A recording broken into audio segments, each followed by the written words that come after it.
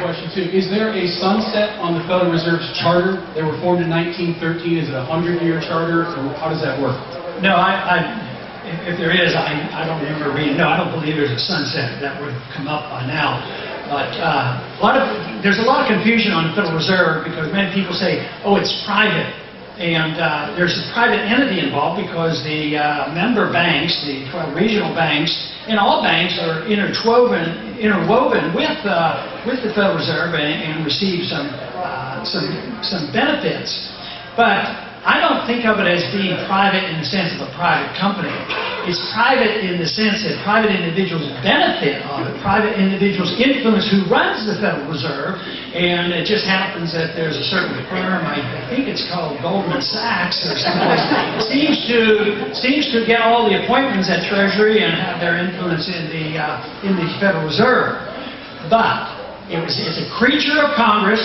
Congress is a creature of the people. And when the people wake up and say, we don't want it any longer, the Congress can change it, and they can repeal an act or amend the act. Unfortunately, we've had a tough time even finding out what they're doing, but we're making some progress on that. Additional questions from the media? We have a gentleman in the back, David. Oh, sorry. Lady in the back. Need the microphone? Hi, my name is Whitney Lemming. I'm a writer for the Black Hawk newspaper at Davenport Central High School, and I write a column based on education. We have, all this stuff going on about the economy and everything, but as a student, my personal interest lies within the educational system, and right now, we all know that it's kind of not doing so hot right now. I mean, our ratings in national tests is crashing, and also schools are closing. And I would just like to know, instead of what we've been doing lately by pointing fingers at teachers in tenure, what do you plan to do about education to make it better for us? I gather the question is education is in a mess, they have financial problems, and teacher problems. What am I going to do about this as a president? I would work very, very hard to return all the financing, regulations, and controls back to the states.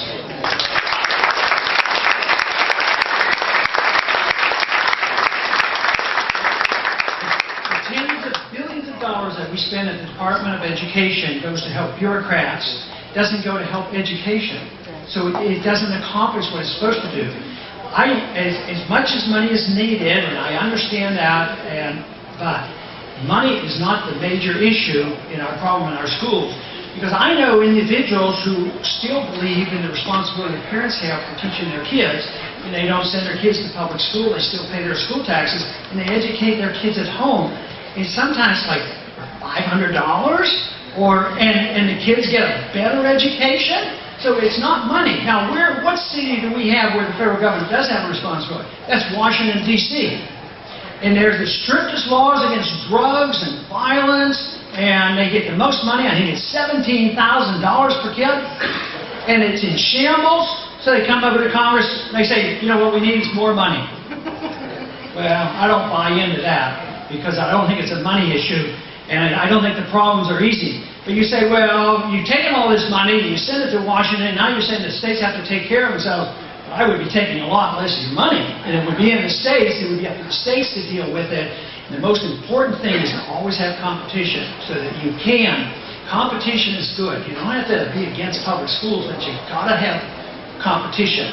And that is, if you force everybody into that system, whether it's a medical system or an educational system, I think that's very detrimental.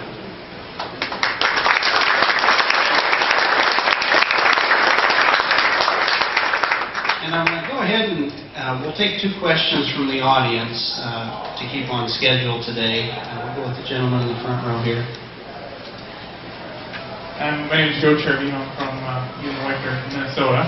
Drove down this morning. My question to you is, how do you feel Fox News has treated you this time around? I'll answer that for you. You ask how I think Fox News has been treating me compared to 4 years ago. Much better.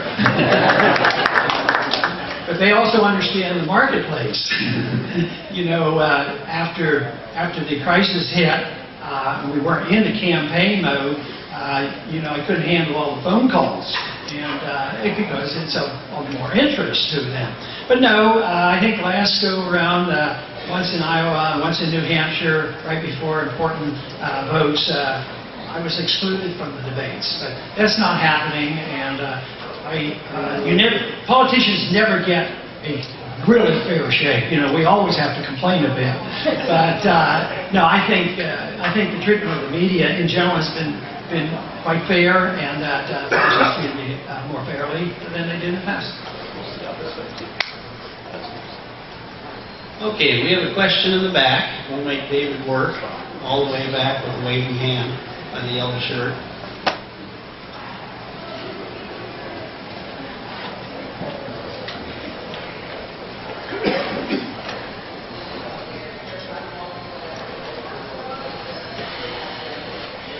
My heart bleeds, aches, and it's crying for Africa, for all those people that are starving.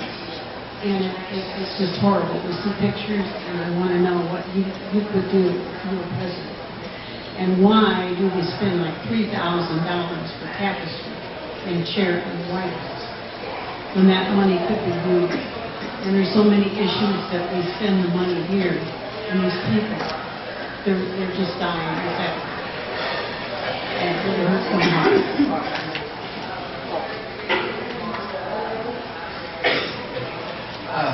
The best I could understand it is she was expressing concern for the tragedies happening in Africa with the starvation, and the picture is just horrible. And I think everybody feels that way, but the political question is what is the responsibility of the United States government to help it? And I would say the responsibility of the government is indirect. It's indirect in the sense that the healthier and the freer our economy is, and the wealthier we are, the more likelihood is that you can take care of sending more money through other charities. When you do it through the government, there's also wars. Almost inevitably, there'll be war factions go there. If you send money, it's a weapon, a war of weapons. Even if you send food, it becomes a weapon of war. And you get involved, no matter how sympathetic you might feel. The greatest thing that we could do for these nations that suffer from starvation is to introduce them to the ideas that I've been talking about, because that's where prosperity comes from. But we're in big trouble now in this country for me to put a greater burden. Let's say there's a $1 billion program that's sent up there and it's going to feed some people over there. Well, I'll print up the money, and then that just adds more to the problems that I was talking about. It won't solve the problem. This is the challenge, I think I said it in my speech, is that this humanitarian element, that we get blamed, they say, oh, you have no humanitarian concerns, you don't care about the poor people. I'll tell you what, if you really care about the poor people, what you have to do is spread the message of liberty and property rights. And then you get and set good examples. And then if there is prosperity, the likelihood of a voluntary effort is going to be much more likely to be successful than if government-to-government aid. That is not like people-to-people aid. There's a big difference.